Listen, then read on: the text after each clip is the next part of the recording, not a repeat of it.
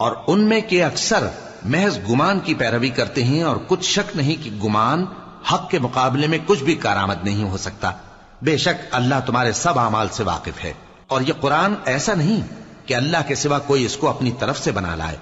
ہاں، یہ اللہ کا کلام ہے۔ جو کتابیں اس سے پہلے کی ہیں ان کی تصدیق کرتا ہے، اور انہی کتابوں کی اس میں تفصیل ہے۔ اس میں کچھ شک نہیں کہ یہ رب العالمین کی طرف سے نازل ہوا ہے۔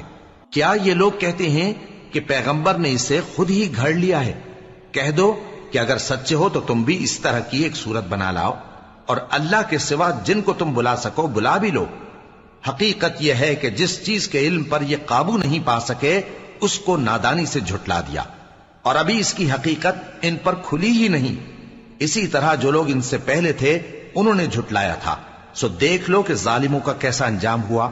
ہر روز قرآن اردو سننے کے لیے ہمیں ضرور فالو کر لیں۔ جزاک اللہ۔